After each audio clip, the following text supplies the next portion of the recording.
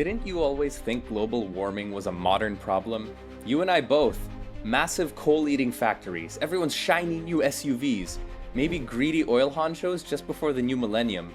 But what if I told you the real spark? The point where humanity slammed the gas pedal on environmental collapse like we were betting it all on red was over a century ago in the trenches of World War I.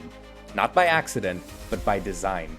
Let me show you how the war that invented both tanks and sanitary napkins secretly laid the groundwork for the literal hottest topic of the 21st century.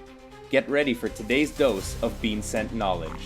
World War I wasn't just the granddaddy of modern warfare, it was the UGC era for fossil fuels. Nations did more than fire bullets, they proved their power with bigger and better factories. And when the war ended, the weapons stayed, just with new names like fertilizer, plastics, and petroleum logistics. What began as an arms race very quickly turned into an emissions race, and we've only been accelerating ever since.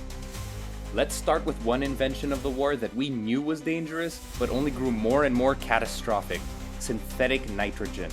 The Haber-Bosch process was a German breakthrough that pulled nitrogen from the air to make ammonia, critical for explosives.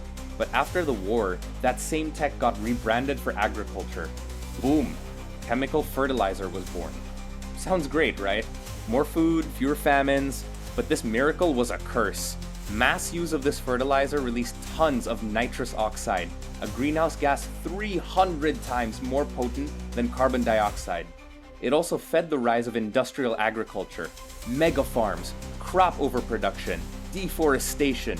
Today, nearly 50% of the nitrogen in your body comes from a World War I era invention. Next up, mechanized transport. World War I saw the first mass mobilization of trucks, tanks, and oil-powered fleets. The internal combustion engine got its battlefield debut, and then its civilian application. In just a few years, horses were out, oil was in. With that came the birth of the global petroleum supply chain. Nations realized that controlling oil meant winning both wars and peace. So pipelines, tankers, and refineries spread like wildfire. Oil stopped being a resource, it became the bloodstream of civilization. And then came the planes. World War I was the birthplace of the aviation industry. Every innovation in lightweight metals, new fuels, and engines ever since, trace it back to reconnaissance simulations and bombing runs. The reason you can book a flight to Thailand is because our great-grandfathers wanted to rain death on their enemies. Even chemical weapons became household staples. Mustard gas and chlorine led to the post-war boom in industrial chemistry, for pesticides and refrigerants. So the direct root of the global warming boogeyman, CFCs, is banned chemical weaponry.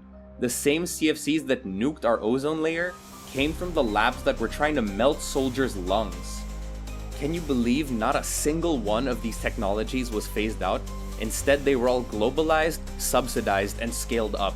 In chasing victory, nations accidentally built a carbon addiction, and in peacetime, that addiction became policy. We didn't just win the war, we franchised it. Today, agriculture emits more greenhouse gases than all the world's cars and planes combined. And still aviation, which is barely a century old, is one of the fastest growing contributors to climate change. Even global shipping, the reason you can get Japanese figurines and European chocolates, accounts for nearly 3% of global emissions.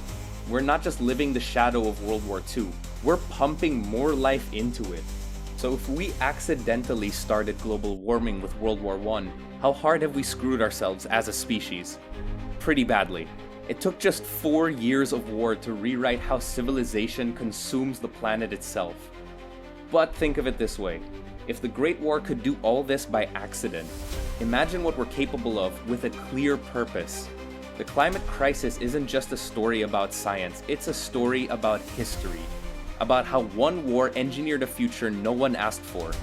But the fact is, if we built this world by accident, we can build a better one on purpose.